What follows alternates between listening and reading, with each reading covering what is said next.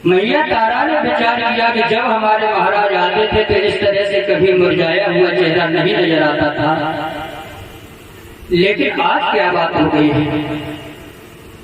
कोई साधु भूखा चला गया है या कोई संत बेमुख लौट गया है?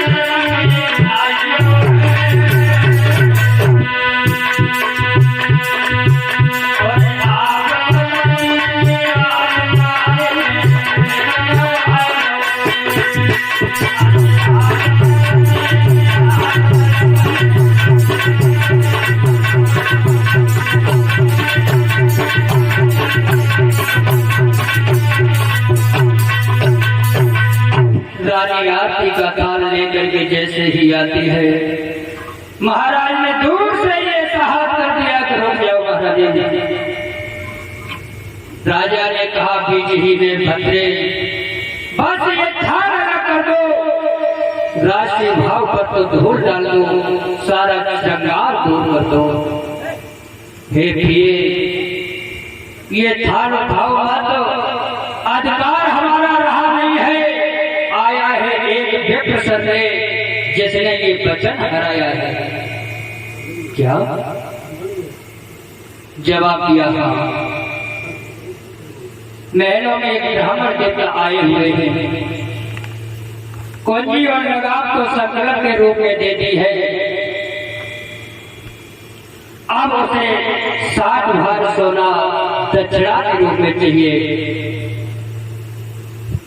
धन है रानी तारा को। रानी तारा कहने लगी तो महाराज इसमें कौन सी चिंता की बात है? अरे अभी जब हम और आप महलों में आनंद लिया है, आज चलो बाहर का आनंद लेंगे, वन का आनंद लेंगे, झोपड़ी का आनंद लेंगे। जवाब दिया बात ये नहीं है, बात ये भी तो है। मैंने ये वचन दिया है कि मैं बिक जाऊंगा, मेरी पत्नी बिक जाएगी, मेरा पुत्र भी बिक जाएगा। रानी, क्या आप बिक सकती हो? रानी कहने लगी महाराज बेचने की बात कर रहे हो है?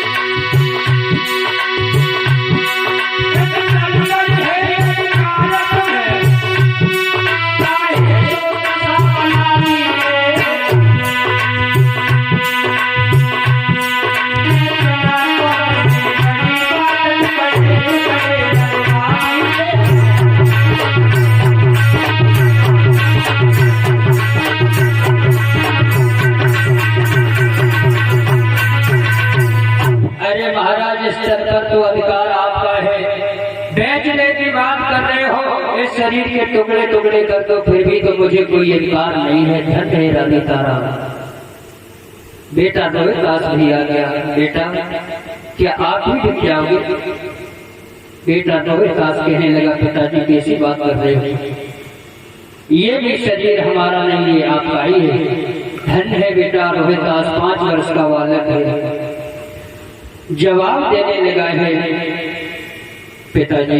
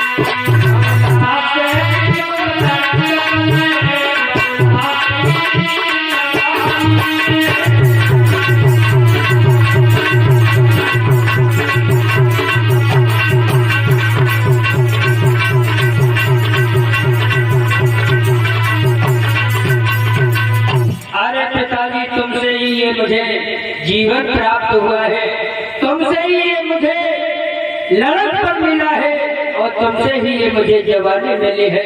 पिताजी के शरीर पे आपका ही अधिकार है।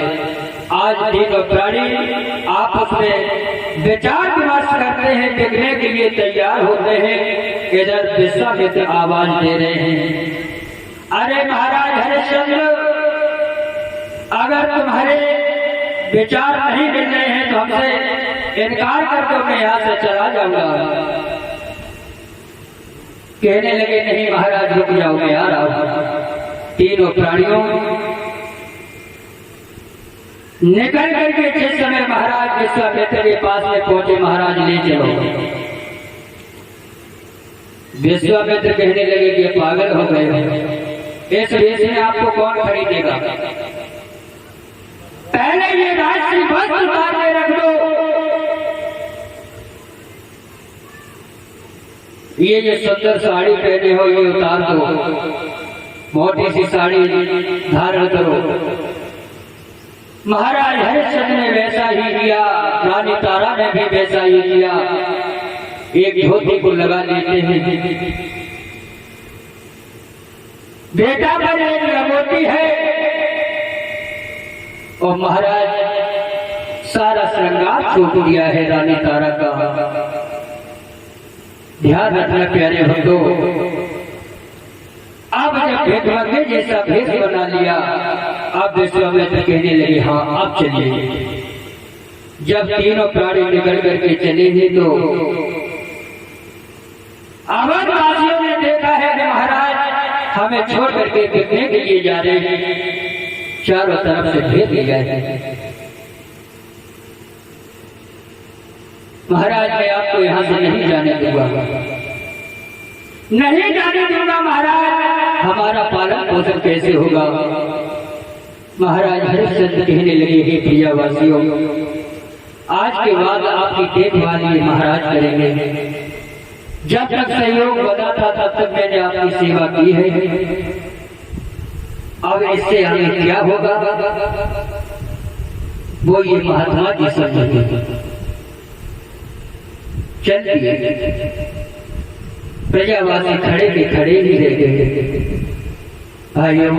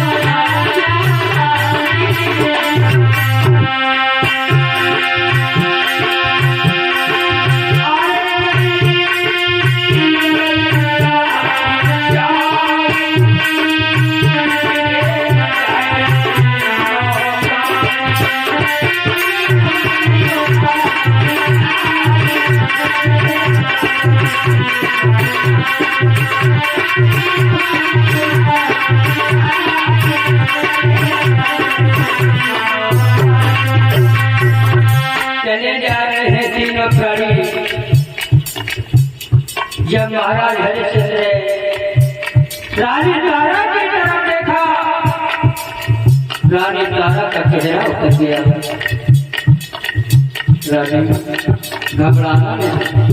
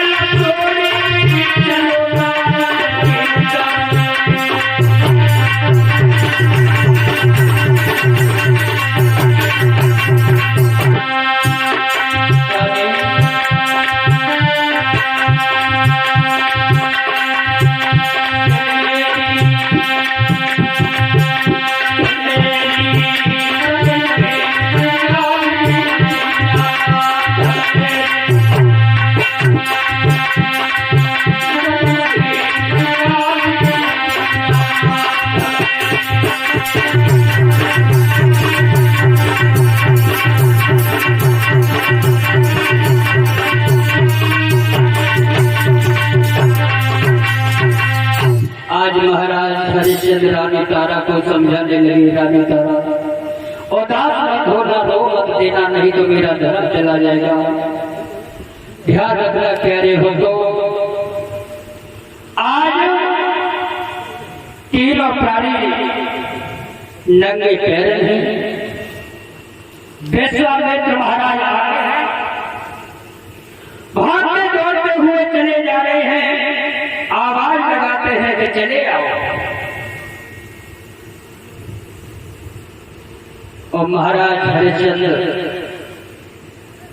जो कभी पैदल नहीं चले, घोड़े से नीचे कदम ही नहीं रखा, जिस बेटा रोहतास ने कभी घोड़े से नीचे पैर नहीं रखा, जिस भैया तारा ने महलों के बाहर कभी झांक करके नहीं देखा, कड़ी धूप में भागते दौड़ते हुए चले जा रहे हैं।